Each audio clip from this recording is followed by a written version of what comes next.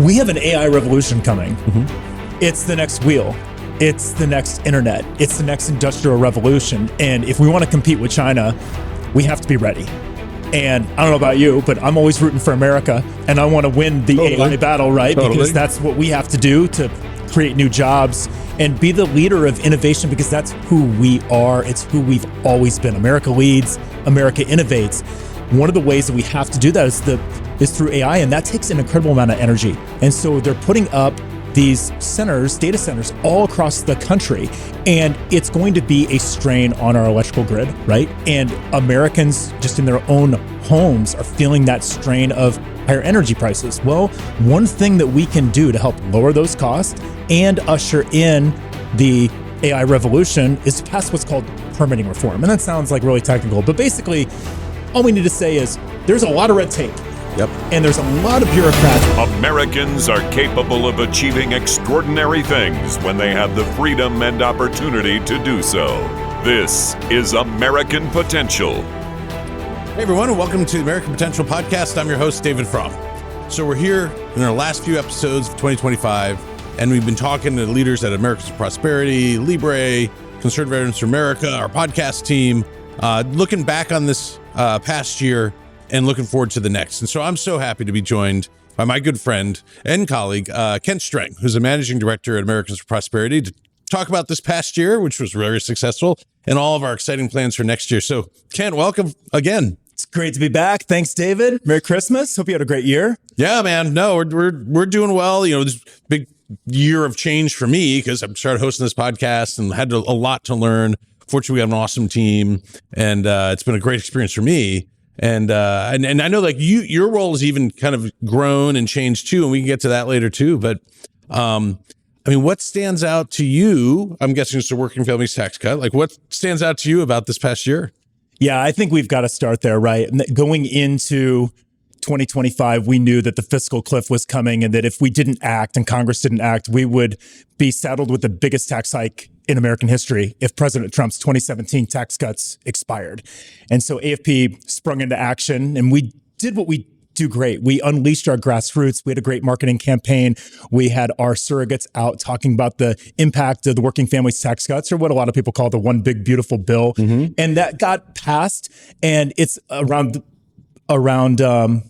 Independence Day. Yeah. And it's going to make a huge impact for American families. And that's really what it's about.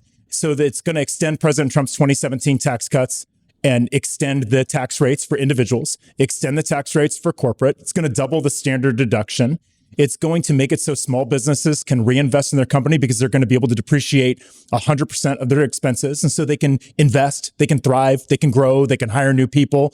And so there's just so many good benefits and just on the tax side. But then you go into elements like it helps secure a border, which was a disaster under Joe Biden, and helped more agents be able to hire, more technology for the border. And so we have things like that. And then you get into, well, what did it cut? It cut over $1.5 trillion of wasteful spending. It also expanded health savings accounts, which we absolutely love because you're putting healthcare in the palms of human beings and not big insurance companies or bureaucrats. And so there's so much to come back from on the one big beautiful bill. But I also think it's important to talk about AFP's impact in that as well. Yeah. We knocked on over 1 million doors.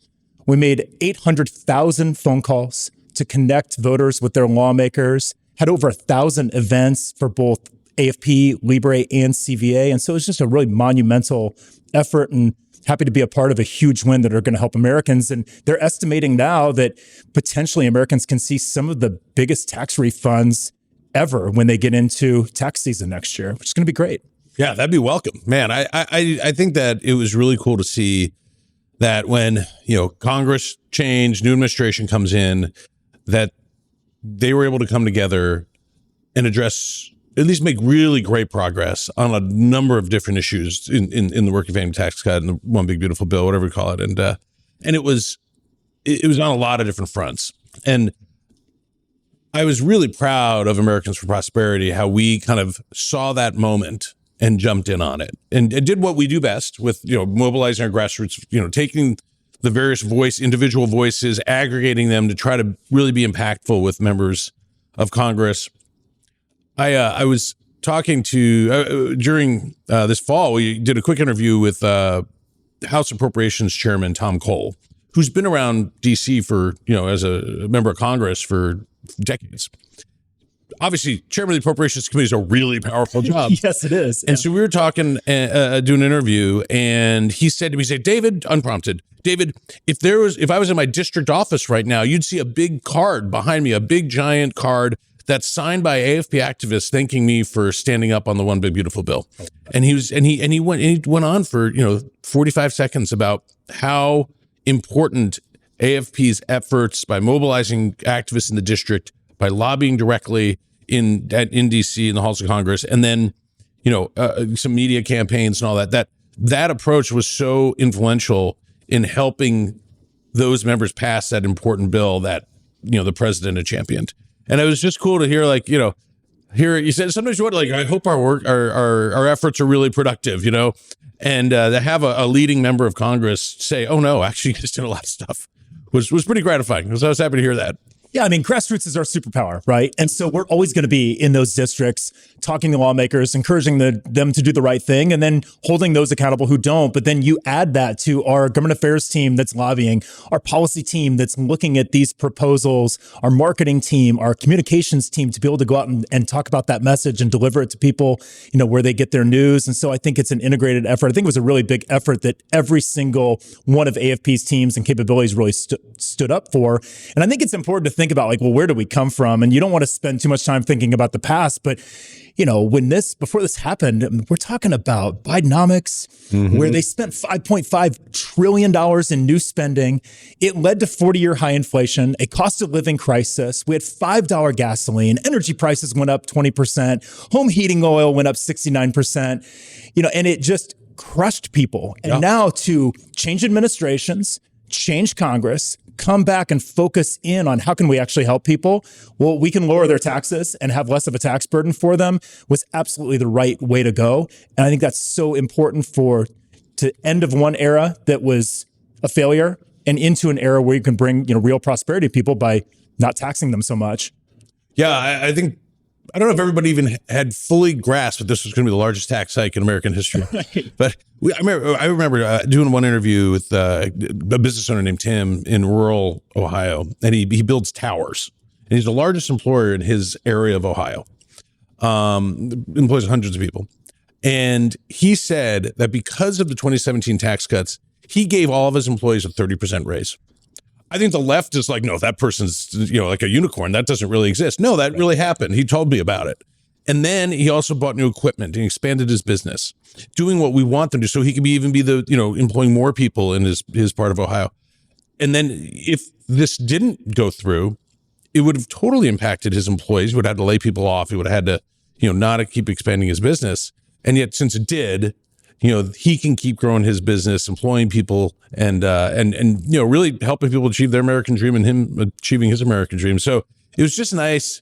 A lot of times it's nice to get the win, but that's not why we're in this. We're in it to help people achieve their American dream, make people's lives better, because either government's getting out of the way, or we're helping people be successful, remove obstacles. So it was fun to hear stories like that. I've always loved that of the podcast. And I think that's so unique to us too, where having real people all across the country who can talk to those business owners, talk about the impact they make, and be able to share their story. I know that we shared a lot of those stories directly with lawmakers, and enable people to share their story on how these tax cuts, if they go away, will negatively impact their business and their lives and their bottom line, certainly, and then how passing it will help them do that. And I think storytelling is such a big part. And I think that's what's important for conservatives and Republicans to do now, is to continue to tell that part of the story.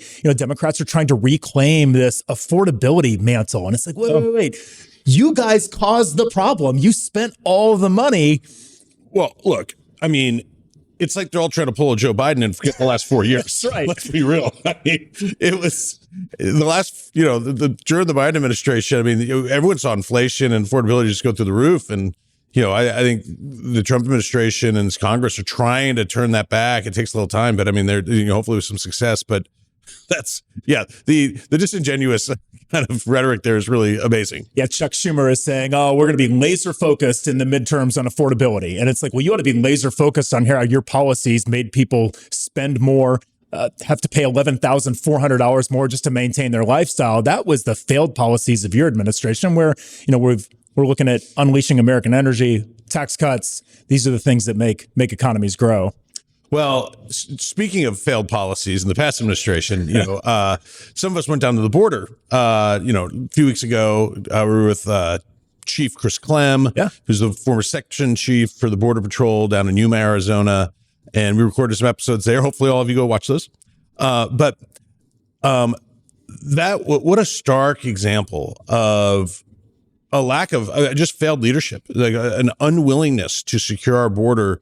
And it was overwhelming our nation, really, but especially a town like Yuma, a border town where thousands of people are coming in a day, just destroying kind of the economy there. And these are people with compassion trying to help it work. And then, and then the Trump administration comes in, is serious about enforcing the laws and securing the border. And they have like maybe a dozen people they pick up a day at most, whereas they had 1,100 a day.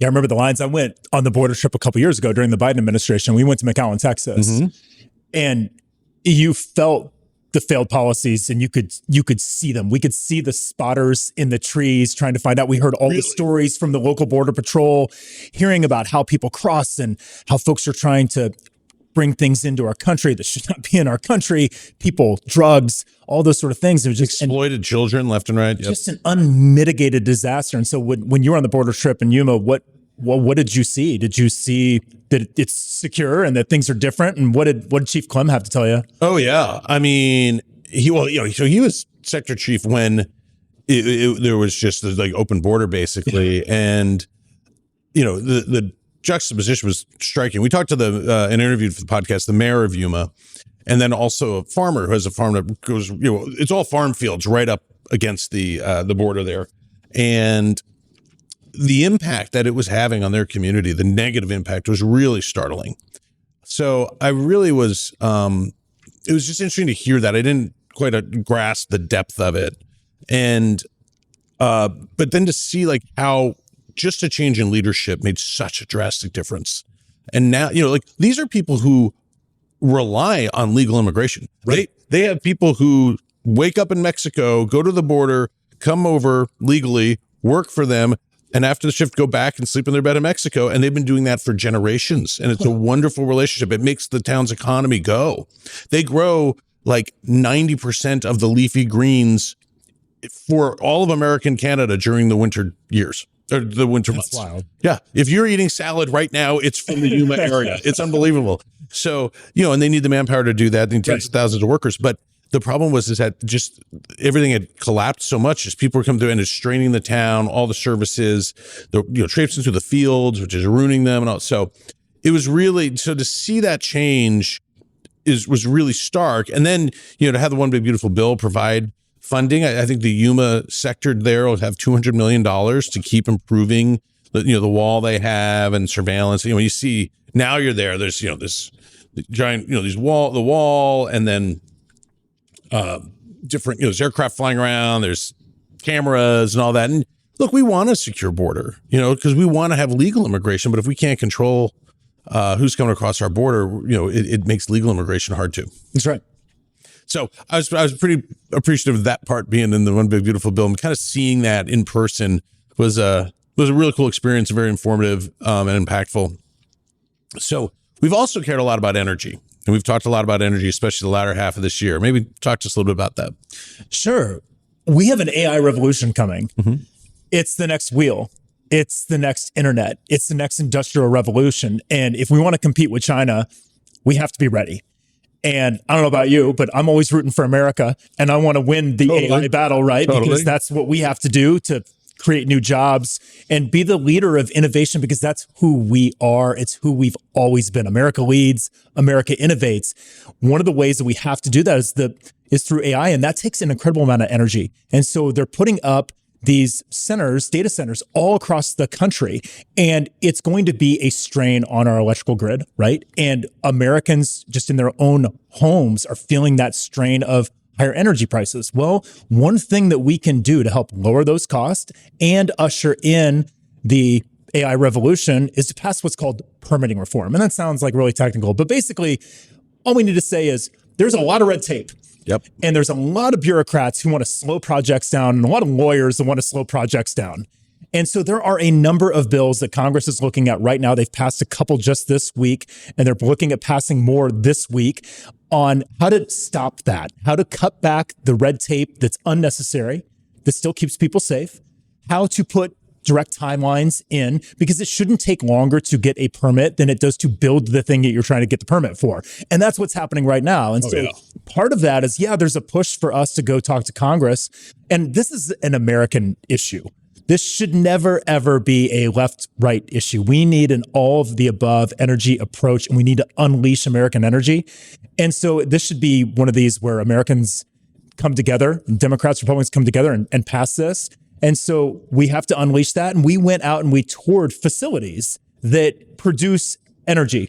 And whether it's coal mines or nuclear facilities or where they produce LNG, liquid natural gas. And so we went out on the road and we showed Americans like, this is what it looks like. And we talked to the workers that work on these places that produce American energy about the barriers they have. I had an opportunity to go to Louisiana and we went inside the Gulf and we toured some barges.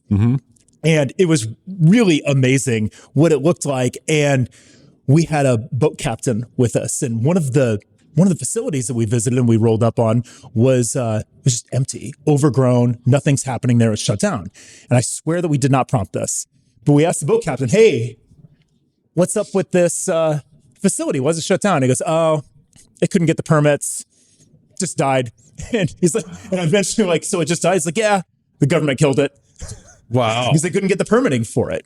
And it's like, well, how many jobs does that facility produce? How much energy does that facility produce? And so if we want more affordable energy, which everybody does, if we want to lead that AI revolution, we're going to have to make sure that we can get the permits that we need. We're going to cut back the red tape, unleash American innovation, because that revolution's coming and we need to be ready for it and we need to lead on it.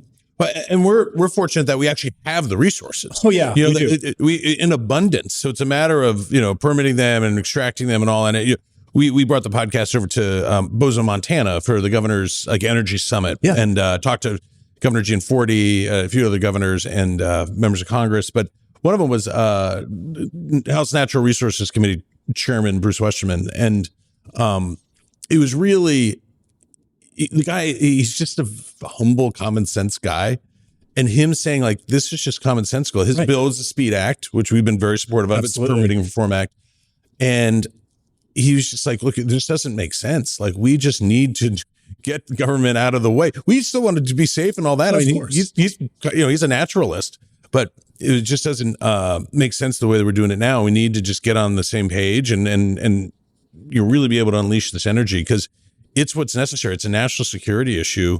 And it's, I don't know that everybody is really in the American population really understood that what we're doing as a society, our habits of how we use data, so frequently just is, we need the energy to be able to do that.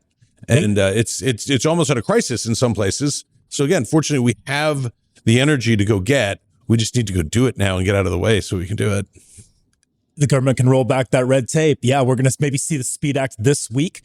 Hopefully that passes the House, and then we'll see if the Senate picks it up this year. There aren't many days left to do much this year, but hopefully that stuff carries over and we get real reforms. So we're going to have to do it. So regulatory reform has kind of been a theme for a lot of what we've worked on. At certainly the federal level, we're just talking about that with permitting, but at the state level, some of our best, I'd say victories and momentum that we've seen is around the RAINS Act, which we've done a number of episodes on, that would really, help cut red tape and really restore the legislative body's role and responsibility for, regulation or not regulating something, really, because so many times you have bureaucrats and folks who just like to kind of gum it up, or they get their little piece, and we want the legislature to play their role. So, we saw a lot of states, I think a half dozen, pass the RAINS Act, and we have a lot of other ones that are teed up this year, which we're really excited about. Some just great momentum across the country where, it's great when I think AFP always works best when you can have some states pass something and then the other states are looking around like, oh, that I want to be competitive with that state, or I see us as being better and more free than that state, or we want to be a better place to do business in that state. So we're going to go out and try to pass it too. And you kind of get that cascade effect, which has been fun to see with Reigns so far. I think it would be awesome to have Reigns sweep all the states, to your point, like create that snowball effect where everybody's doing it. And then where do state legislators and state senators end up? They end up in the halls of Congress a lot of times, right? And let's take those great policies that we pass in the states and we can apply them to the federal level too and pass the federal level Reigns Act. And that's the sort of red tape that we need to be cutting, not just in the states, but on the federal level. So hopefully that snowball continues in 2026. And I think we saw a similar snowball on something that's close to your heart, is on educational choice and educational freedom. Of we just continue to see more and more states offer more freedom in that department. And I know we had a bunch of big wins in ed choice this year. I think that's so fantastic. Yeah, I mean, we saw the biggest expansion of education freedom in Texas. I mean, Texas is such a behemoth of a state, so them passing education savings accounts was a really big deal. But he also did it in Tennessee, saw it in Idaho, Wyoming. Those are just some great places. And then other incremental kind of expansions, which we kind of want to keep getting to. So, it's a big deal when a state like has a certain cap and then we remove that cap. Or, there's a certain dollar amount and you move that up. It's more and more kids who, have a chance at a better education, that their families can decide what's the best education choice for that child, which is, our point of view is, that's the way that it should be. We also had some really good, the left has, has been on their heels, I think, when it comes to education freedom. But there are some places where they tried to make a push to restrict it. Our home state of Illinois tried to restrict homeschool freedom. And they tried to make it illegal to homeschool. No, they didn't try to make it illegal. What they tried to do, because Illinois, you would never imagine, Illinois is one of the freest states to homeschool in, which I don't know that, but it's actually because of a really dynamic homeschool community in the state. I happen to be a homeschool dad, and what happened is some Democratic legislators came forward and said, oh, there's some danger here. We need to, license it more or have people register. But the problem was, if you didn't register your kid, you didn't file this piece of paper with the principal, you could be brought up on very serious charges, the parent. So if you're a single mom, who's trying to keep things going and you're homeschooling and then you didn't file this thing, you'd be arrested. And so we just thought that was so unreasonable. And there were other registrations. So you need government's permission to homeschool your kid? That's what it was? Right. That's ridiculous. Well, but I will tell you, the homeschool community, the folks like the HSLDA, AFP, homeschool community in Illinois, just mobilized and went nuts in a great way, just worked together and beat back this attempt to kind of curtail education freedom. And so we're going to always keep fighting that at any place where they're trying to curtail education freedom is the wrong way to go. And then we're going to keep marching on, trying to give more and more kids, more and more family, that kind of freedom to educate how they want. I think that story is awesome, where unique people see a problem and they come together and they say, this is ridiculous. And they stop it. And I think that as we come into 2026 and we're going to celebrate 250 years of America, I think that that's awesome, because that's who we are at our core. We saw a problem, we got together, we mobilized, and we changed it. And I think it's always so important that, I think we look at our founders as these mythical human beings who did something, and they did. I don't want to take anything away from our amazing founders, because was amazing.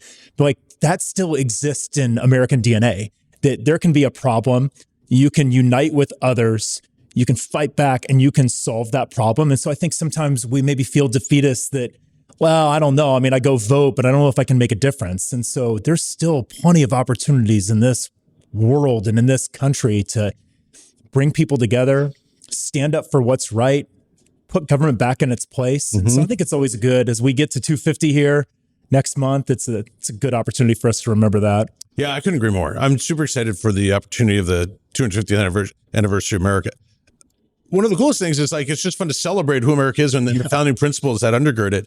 But it's such a great way to come together and remind ourselves that we're all Americans. I was talking to Sandra, Sandra Benitez, who runs Libre, and we're talking about how, even like, in the Hispanic community and the Anglo community, the African American community and the Asian community, all the different, ethnic communities that we have, but like we're the melting pot. And we have always believed all these people are Americans, and like we're bound together by these principles that were that undergird our country and that we were founded on, and that we still put into practice. And so I really appreciate the opportunity for this podcast and as an organization for us to talk about, what was that one small step that individual took to get involved in their community, to take that action, to change their community, to change their state, change their nation. And, and when we aggregate all those things, we get a better society. People can really pursue their American dream, no matter who they are. And no matter where they came. I mean, I was, there's my relatives came here in like the 1910s, from Norway. And, but I'm an American. And same with, the guy who I was talking to another person that, their relatives came here from Spain in the 1600s. And, but we're all Americans because we believe in, what the promise of America and what those founders are. So to be able to unite together and focus on those principles and how we put those into action is going to be a pretty cool thing this next year, I think. Can't wait. I love it. Yeah, we're going to have a lot of fun too. I have a feeling that the Kent Strang band might make an appearance at some events. Maybe we'll see. We can't break news today, but maybe. Well, look, I mean, it's been cool. We talked at the beginning, like a little bit of transformation this year and how things have changed for me hosting this podcast. But you're one of the faces of AFP, one of the prominent faces of AFP, for good or bad. But so bad, yeah, not a good thing. But if people are out there, watching TV stations and radio and all that, like you're out there, has it been fun getting out there and spreading the gospel? It's different. It's different. I've always been this better than anybody because we worked together for so long in Illinois. I've always been a grassroots guy and an organizer and behind the scenes and trying to get people together to change our country that way. And so, I've done a little bit of media over the years, but in the last 6 months or so, I've been thrown out doing a lot more television, doing a lot more media appearances, so to speak. And it's a work in progress. We're working on it. But I think it's fun to connect people to what we do and how we make a difference and try to bring things back. Like, we've got a lot of problems in this country and a lot of solutions. And how do we point people to the right direction that here's how we solve our problems and not always be in the, only the problem part, but the problem, and here's how we solve it. And so it's been an experience. So we're getting better. You're doing a great job, man. Come on, it's great. I'm so glad you were able to come on with us, and it's fun to reflect on a lot of the wins and the things that we've done this past year. And I'm super excited about the 250th birthday, but also all the good work that we're going to do in the next year. So it's really exciting. It's fun to work alongside you at AFP. So appreciate you, man. We just got, I think, for being here and representing AFP, I think we have to give a shout out to just our incredible entire team this year. Yep. I think everybody pulled together to get that transformational win of one big, beautiful bill. I'm so thankful for all the people that we work with because they're true believers. They're trying to make this country a better place. And to each and every single engagement director and person who works out in our grassroots teams, who meets with people every single day over a cup of coffee, to knocking on the doors, making the phone calls. This organization does not work without the people who are out talking to voters, talking to real human beings, meeting with those businesses that you talked about earlier. And so I think that's one thing that is amazing about AFP that will never change, that will always continue to grow. And so I think it's a good time to reflect on our awesomeness when it comes to organizing out in the States. It's a great thing that we do. Yeah, it is gratifying every day to try to help knock down barriers or change things so that people can really achieve their American dream. I mean, at the end of the day, it really is, that'll get you out of bed every morning. Yeah. It's good. Kent, thanks so much, man. I hope you have a great holidays and a great new year. You too. Thank you, David. Thanks, man. Well, hey, folks, if you like this episode and like to stay connected with the podcast, be sure to like and subscribe to our channel and follow us on Facebook, Instagram, and YouTube. And always remember, freedom and liberty are easily taken for granted. Don't take it for granted. Go out there and defend freedom and liberty. Thanks for joining us, and we'll see you on the next episode. Thank you for listening to American Potential. You may listen to more stories from Americans working every day to expand freedom and opportunity in their communities by visiting AmericanPotential.com.